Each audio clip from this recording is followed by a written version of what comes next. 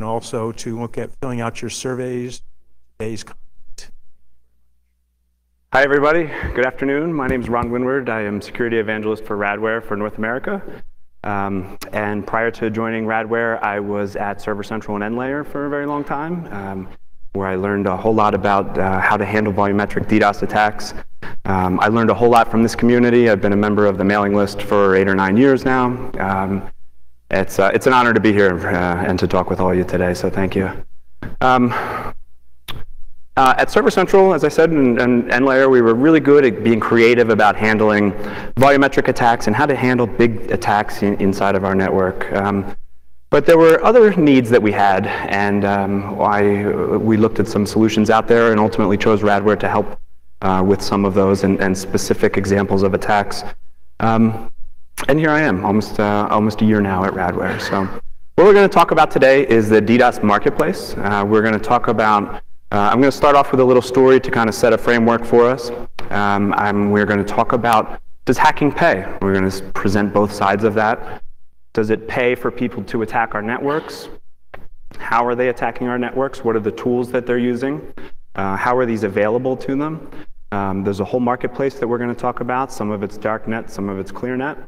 And we're going to wrap up with a review of maybe a different look on the ROI on protecting our networks.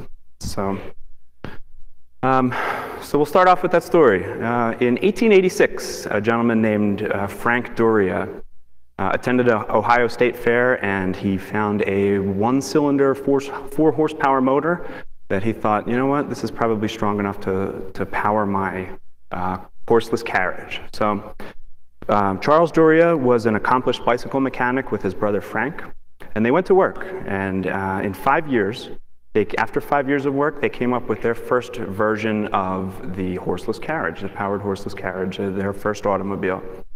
And then they advanced 5 more years. By 1896, they became the first commercially produced automobile manufacturer in the United States.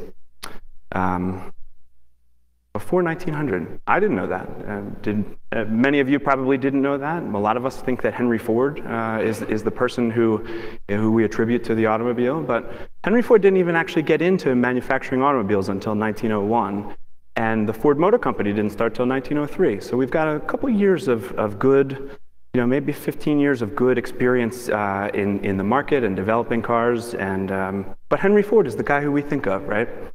And so we attribute that to a lot of different things. We attribute that to advancements in manufacturing, and Henry Ford is attributed to really economizing on the assembly line. We have advancements in infrastructure, roads. Henry Ford took that recipe and took the recipe of the right price and the right product, and combined that with the right economic situation. We had the Roaring 20s. World War I had ended, and we have the right recipe for Henry Ford to be the guy who we think of with automobiles, right? So this story is a little bit familiar. We kind of see a similar type of situation happening right now with how people attack us. We'll talk about a lot of examples today. We're going to show you real examples of how the data that is out there, screenshots of things for sale. Everybody in this room knows what's happened in the last month in terms of the volume of the volumetric attributes of attacks. We are seeing things change very, very fast, right? And we are at this tipping point of cyber security or cyber attacks in our networks. And we think that there are 3 interesting aspects that make this up. We have more resources, so the people who are attacking us have access to better tools, many options for tools. We have more targets. For us as people who operate networks, we have a lot of things that are valuable on our network. Maybe it's digital assets, maybe it's intellectual property, maybe it's customer records. We're going to talk about some of those too. And we have more maturity. We have been dealing with DDoS attacks for a very long time. The people who have been doing DDoS attacks have had a lot of years for getting better at it. So it's a pretty similar recipe, I think. So we think that hacking has turned the corner, right? So we'll take a kind of a step back here. Hollywood romanticizes hacking, and hacking is, there is an interesting attribute to it too, that's somewhat of a romantic attribute to it. I happened to watch, these are a bunch of movies. I happened to watch Sneakers again this weekend and had gone through some interesting things there. Swordfish is the movie where they reference a DS3 connected to a computer that allowed 7 networks at once to be accessed, and that was just amazing. We joke about the IP addresses being wrong and this stuff. So to us, this is kind of funny and in jest, but it's also, Hollywood sets a picture of hackers for us. This last one, We Are Legion, if you haven't seen it, it's on Netflix and YouTube, and it's a good one to see, because it's more of a realistic documentary of what was happening with Anonymous recently. But the reality is that the people attacking us probably look more like the team on the left than the gentleman on the right. Now, this again is just imagery and put out there, but the reality is that the gentleman on the right is probably working in the cold aisle in the data center, and in fact, I think you can see the cold air blasting onto him there. But the point of this is that there is organization in the network, in the people that are attacking us. And let's talk about this slide. This is a slide from Hewlett-Packard, Hewlett-Packard Enterprise, that was a study that showed there are organizational structure attributes to networks and people who are attacking us, right? We have employees, we have paid employees who are people whose job is to do recon in a network. We have bonuses for good work. We have obviously a big take on bounty or things that were taken out of a network.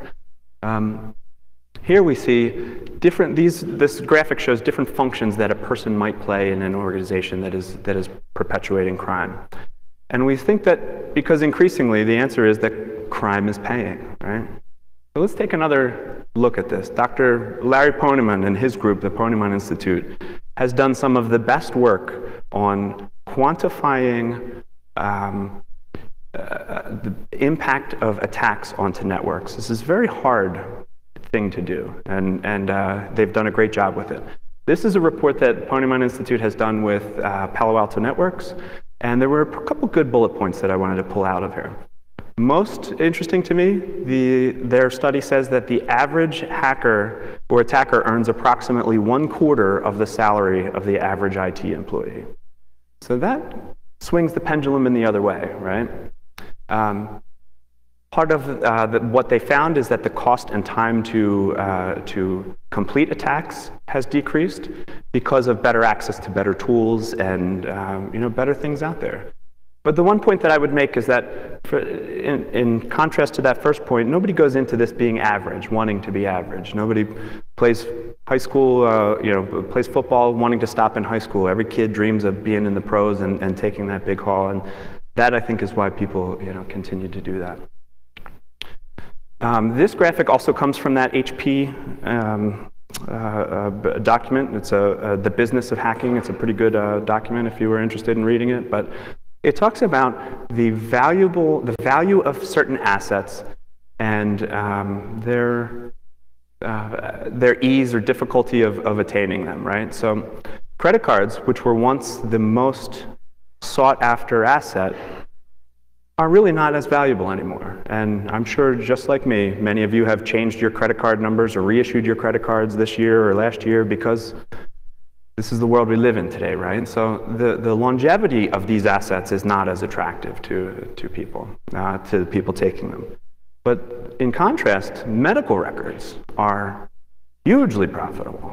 Medical records are all of the PII information that you need for identity theft, and it's a lot harder to change your address and all of the things that come from medical records.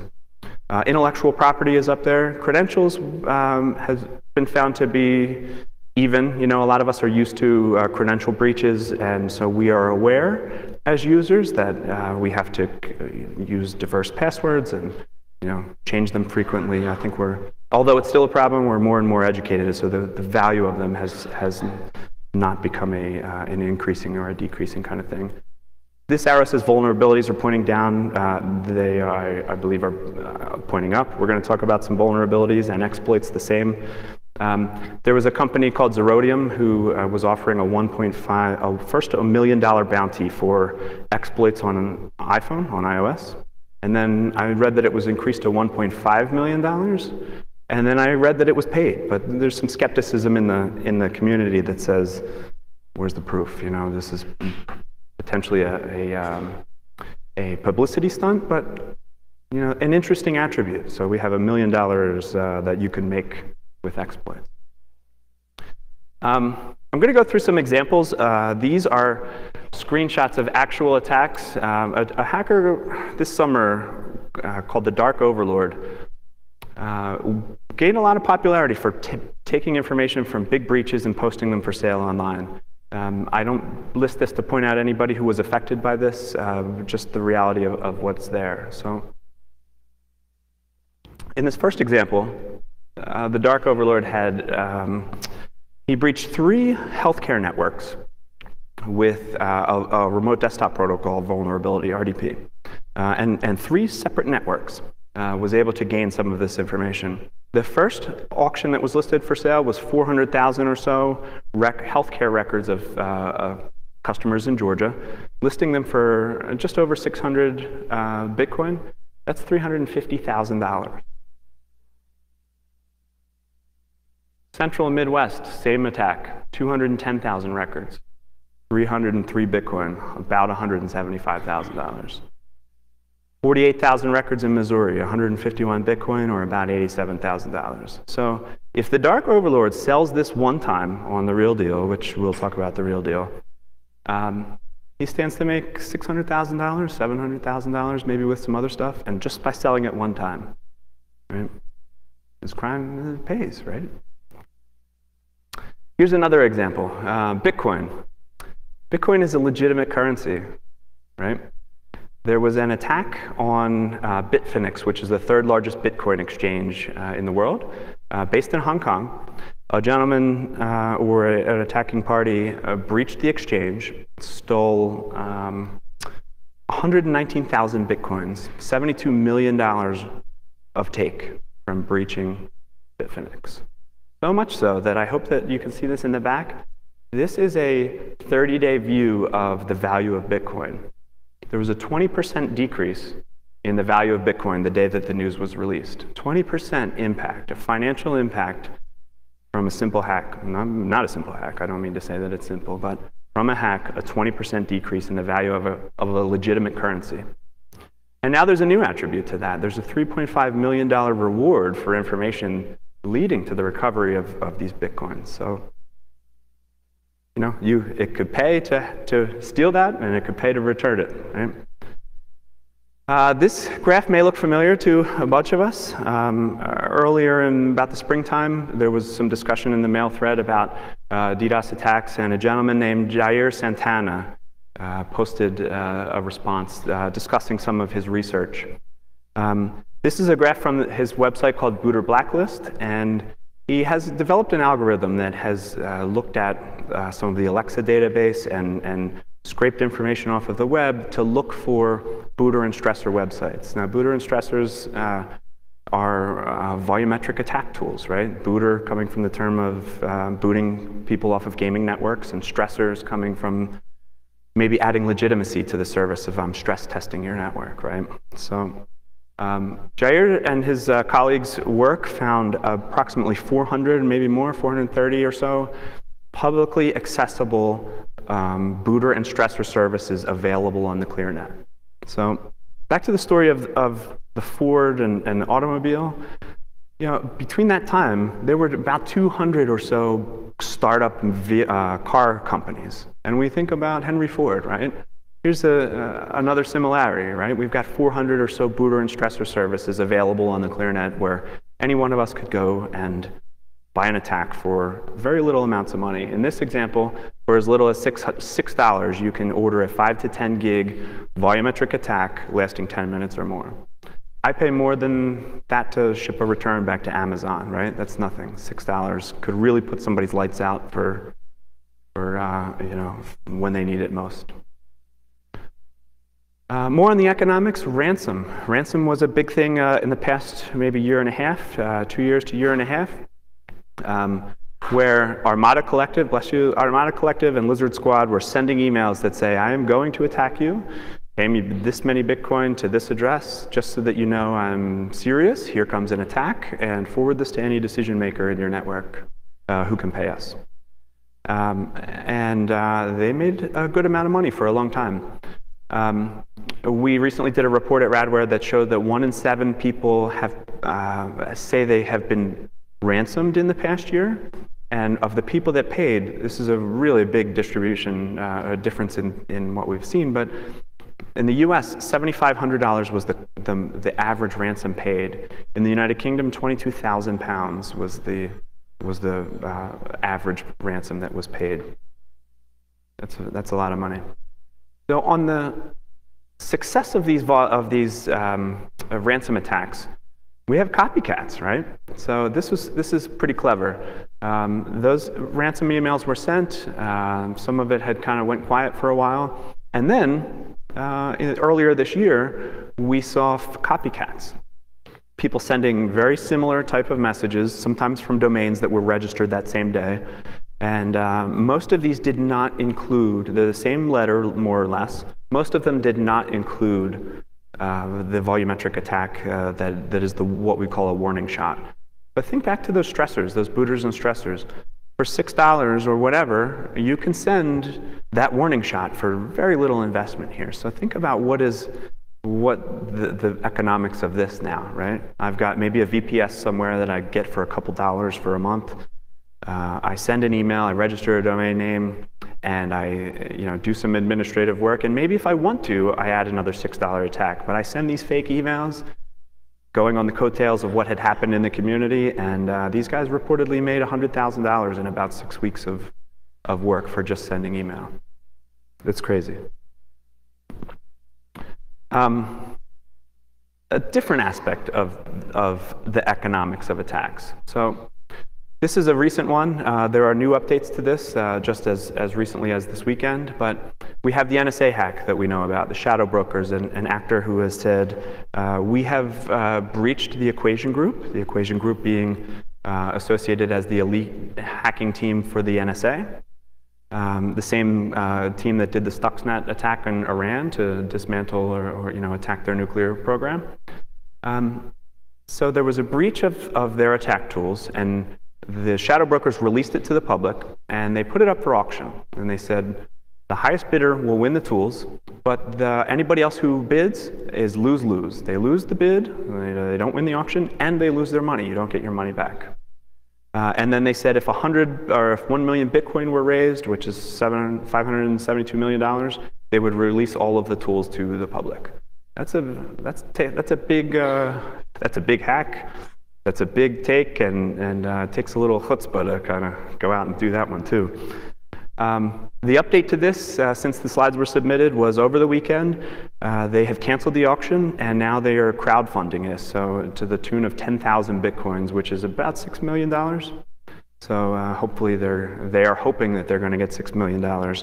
And just about 10 days ago, somebody was arrested with the correlation of some of this, so I wonder, have they changed their tune to try and get something before the heat comes on them as well? Again, with the NSA, there's another side to this. There's a negative impact to us in this room, right? So we know about the NSA Prism project, information that was leaked by Edward Snowden. But that has had impact to us as internet operators and internet businesses. Companies have started avoiding the United States for doing business here. Brazil has some pretty important laws about, or regulations about not having certain content inside of the US or even traverse the US. Brazil is even building a submarine cable to Europe to completely bypass the US. So there's an impact for us. The ITIF has said that the loss of business from this, $35 billion to us and to related companies, right? But then Forrester Research came back and said, you know what, we think this is going to be a lot bigger. We think it's $180 billion. So there's a negative impact for us for this stuff. So all of this stuff, we're going to talk about how people attack us and how how they get access to it, and what we can do about it. So this is the guy from the Men's Warehouse, I guarantee it. The cyber attack marketplace is there's a complete marketplace for cyber marketplace for for criminals and e-commerce, mostly on the dark net. Some of it is on the clear net. Most places are available for everybody, but some places require that you commit a crime to gain access to them. Some of them, quite interestingly, show they'll give you a target that you have to hack, and if you are able to do it, then you gain access to their marketplace. If not, sorry. The most common current, Bitcoin is the other attribute to this. I think that Bitcoin has really driven the success of these marketplaces as well. Bitcoin is largely anonymous, largely launderable, largely easy to make this all happen, right? It's not completely anonymous, not completely untrackable, but it's the fluidity has made this stuff more successful, I think. So they have a full marketplace that's readily available to them. We'll talk about some of these. Some of the most popular, Hell, Alphabay. I've got some Alphabay. These are the real deal. Alphabay, Valhalla, Hansa, the real deal. The real deal is actually now offline as of about 11 days ago. The real deal gained its popularity when Peace of Mind had released all of his breaches or downloads that were available for sale. So they were all done on the real deal, so it gained a lot of popularity. 10 days ago or so, 11 days ago, it's now offline and unreachable. But you can buy anything. You can buy much more things that are outside of the realm of cybersecurity. But for us, DDoS services, the tools for hacking, tools for cyber attacks, PII lists. And you don't need to look far. On the ClearNet, on the left is an example that we're going to dive into more, but this was a company called VDOS. You can find auctions and listings for things in real legitimate websites. And you can find people advertising their information on hacker forums in both the ClearNet and the darknet. And people market their services, right? Just like real businesses. Back to that model of business. For all of these people who are doing this, how do you become the next VDOS or the next Shenron attack tool? It's becoming the best at it, right? It's the best service, it's customer service. So here's an example of people marketing. Poodle Corp, who recently also got in trouble around the same time of 10 days or so ago, said on Twitter, these upcoming attacks are coming courtesy of Poodle Corp. And then EA Sports said, sorry folks, we're down. And then Poodle Corp said, yep, that was us. So that was what we call stunt hacking, advertising what you're doing. Social media, NetStressor in this example, this was a Twitter post that said, we are responsible for taking down this pro-ISIS website. So it's a form of advertising, right? Forums, our community, we're used to forums to find anything any research or information that we might need, but this exists on the darknet too. Customer service, again, back to that being a successful business.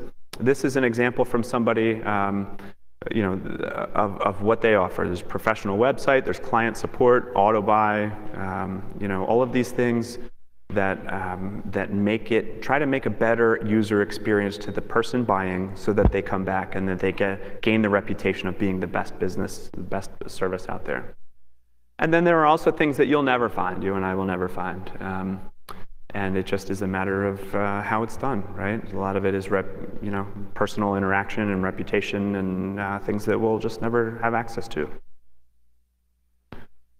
All of these things are available as a service. So I mentioned before the Shenron attack tool. Shenron attack tool was one of the biggest. It is the Lizard Squad's public stressor service that is available on the ClearNet.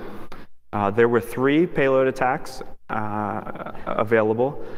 I'm sure that the people in this room have been on the bad end of this, either having it transiting our network or perhaps targeting our network. But here in this example, they've got 8 different price points for different services that you can buy. And these guys were were recently, again in that 10 days or so ago time frame, these guys were arrested. Now, the interesting point here is that these guys are 19-year-old men. The men who were taken into custody for this, 19-year-old men, and have been operating one of the best, most well-known stressor services out there. So don't make the mistake that somebody who might be that age has any correlation into sophistication with this stuff, and I think it would be a mistake to do that. So they were recently taken offline. VDOS, maybe about 2 weeks ago, had maybe 2 to 3 weeks ago, had some attention. These are 18-year-old men from Israel who were operating this site. 13 different attack vectors were available for $19.99. You can launch a big attack. It was one of the most popular tools. They had customer service. They had, like, if somebody needed a question, it would send messages, text messages to their cell phones, and it was really run like a real business, right? 18-year-old men. This site was running for 4 years. So the media says that the first 2 years they cleared $600,000 US. So we can deduce that in the 4 years of operation, these 18-year-old men probably cleared $1 million attacking us and beating up our networks. You can get anything, right? Here's somebody advertising email hacking for 0.35 Bitcoin. That's about $200. Social media hacking for 0.4 Bitcoin. One of the things that's on here that I love, grade changes. For half a Bitcoin, for $300. Is that half a Bitcoin? Yeah. I can potentially change your grade, right? I think that we're going to see people, some of this stuff changing, right? And we're to the point of, I can, for 4 Bitcoin, I can say that you went to Stanford or you went somewhere, right? What's to stop that? I'm going to dig into another example here. There are job boards, right? This is jobs for hackers. This is the Craigslist of the darknet, where you can list your services, or you can request services, like Mia here, who went to UC Davis and said, I need a grade change ASAP. I'll tip you well. Please contact me at this Gmail account, which I've done her a favor, maybe, and blocked out, or her Wicker account. But this is real. This is happening, right? This is amazing to me. So everything that you need also, right? DDoS as a service you can buy. This is on The Real Deal, an example from The Real Deal. Botnet rental, here's another example. Somebody offering PC machines, mobile Android phones, like a botnet of 40,000 devices, that can be used to, I think it's 500 SMS attacks per second. That would be a bad day for somebody who had to deal with that. Here's a malware ransom ad from Alphabet, one of the other marketplaces, where somebody can buy a malware to attack your network, right? These marketplaces are so legitimate that they offer escrow services for payment. So I want to buy something, I put money into escrow, a third-party escrow, I receive the service, and then the payment is released. That's to add legitimacy to the service. That's how advanced this is.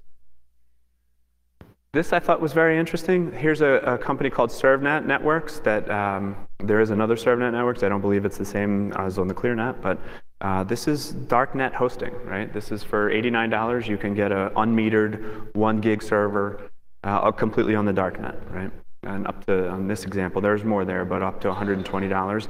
And it's priced just like every other legitimate service. And it very well might be legitimate, just because you're on the darknet doesn't mean that you're doing nefarious things, but it's interesting, a legitimate business on the darknet. Here's somebody offering a zero-day exploit, O-day exploit for Telegram, 11 Bitcoin, again, escrow available. WordPress accounts, data leak, fraud, leaked admin credentials, it's all out there. This is one that I thought was very interesting. Here is somebody advertising an exploit to a certain kind of router. They say that there's 250,000 of these routers out there. They're RCE capable, so I can do remote code exploits and execution on them. And in the notes here, they say, which you certainly can't see, there are 250,000 of these available in China. And for 5 Bitcoin, $3,500, you can have your own botnet of these machines. So the economics of, what can we do moving forward? All of this and all of us having to defend this in our network has really created a point of we have a lot of spending, right? And things change, and so the technologies change, and we have spent a lot of money to helping protect our networks, right?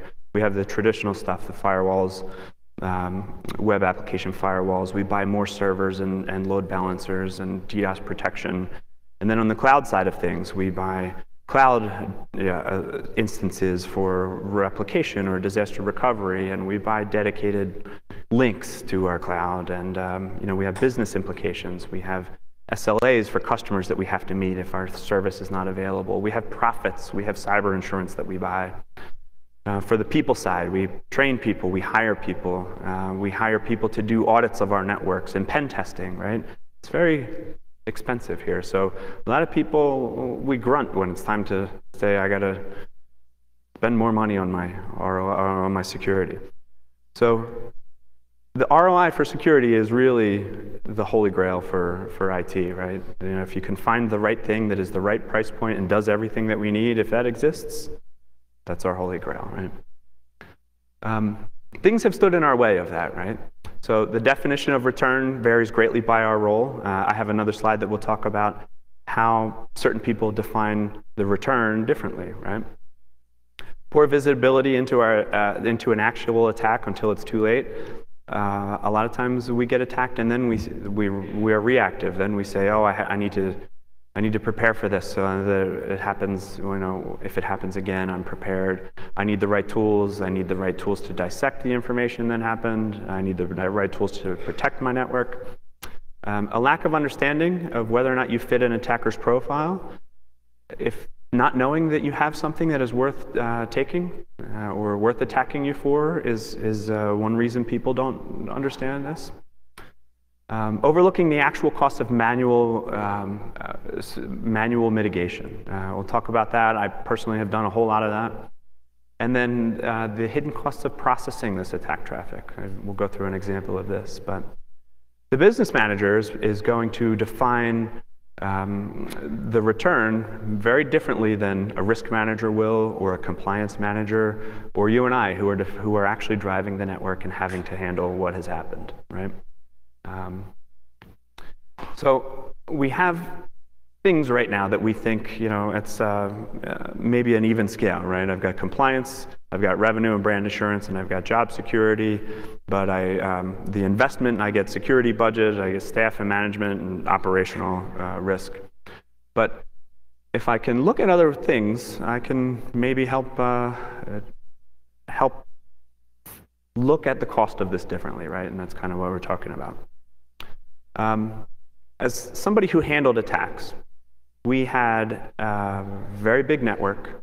We had at Server Central and NLayer, we were very good at handling attacks, volumetric attacks. We had great MX960s that we could quickly do firewall filters and fingerprints and log traffic and very quickly identify and then block an attack. Sometimes it was flow spec to block traffic transiting, from peering ports in San Jose or something. But we were good at it. But that's the volumetric side of things, and it's network layer stuff, and it's reactive, right? I've got to fingerprint my attack. Maybe I have some tools with NetFlow, but I've got to fingerprint my attack and then make deploy the solution. That can take some time, especially if it's the middle of the night and you're on call, right? So we look to automation sometimes to say, well, what can I do to make this easier, right? Maybe it's just the fingerprinting of the attack that is a little bit easier. Maybe it's the whole bit, right? So as engineers, we should be thinking of automation. How much do we spend over provisioning for bad traffic? At our networks, at Server Central and NLayer, we spent a lot of money intentionally to be able to carry traffic, right? And that was our business model, and we were good at it. But not everybody has that. That came with a lot of optic costs and dark fiber costs and cross-connect MRCs and a lot of router real estate. It was not inexpensive to be able to do that. Not everybody can do that, and not everybody has that ability in their business, right? And that's not their job to be able to over-provision for a huge attack, right? So one example of a customer that we have they took attack traffic, or bogus garbage traffic that was coming into their network, and they were able to reduce 100 terabytes of traffic traversing their network with an operational cost of $1 million a year. So I don't mean to say that we are the only ones. This is not a product pitch. It's to make you think about if you can maybe reallocate certain money or think about it differently. Maybe you don't have to have to carry that traffic in your network, right? Just something to consider. So let's bring it home again with Henry Ford. Henry Ford, great man, took advantage of the right environmental conditions, his own ingenuity, his own thinking of how to do things differently, and made a great success with the automobile industry. I do not draw a comparison between Henry Ford and cyber attack criminals. One is a great man, one are felons and criminals, and that's not what I'm here to say. But the similarity is there, right? So our security posture has to change, right? We have more resources available to us, and they don't all have to be paid, right? They don't have to. There are plenty of good tricks and free ways to help protect yourself. There are more targets. We're putting more information out there that needs to be protected, and the protections are more mature, right? So we have advancements in AI for automation, for protecting in algorithms and people who are aware, right, and who have dealt with attacks for a long time. So that might be tipping in our direction as well as network people. So last slide. Personally, I love the idea of automation. It can help me either identify an attack or let me know about it before my customer calls about it. Consider automation. Simplify with services. Maybe you don't have the staff who wants to go in and do this. Or sometimes these things plug along doing their job, and then you only have to look at it once a month, but then you forget what to do, that one time a month. So managed services are available from companies. Cover your blind spots. This is a big thing. Attacks, there are smokescreen attacks, right? So that big volumetric attack with multiple payloads that's very complex might be just to divert your attention from the small web attack that's happening, because all hands are on deck trying to figure out how the heck we're going to stop this volumetric attack and how we're going to divert and everything else, right? The other side to that, cover your blind spot, SSL. If you have application layer stuff that is encrypted, you're going to need a way to be able to crack open that payload and take a look at whether something's good or bad. And visibility. I'm a huge data nerd. Visibility, there are plenty of free tools. There are plenty of great commercial tools. The more data, to a point, the more data that you have to be able to make an actionable decision in your network, the better.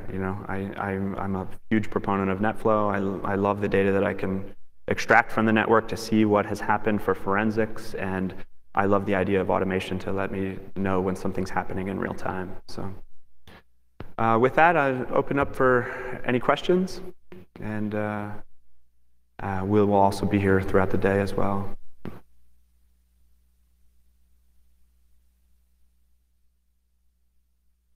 Okay, well, if you are shy and want to talk to me independently, I look forward to it. So thank you so much. It's an honor to be here. I appreciate the opportunity.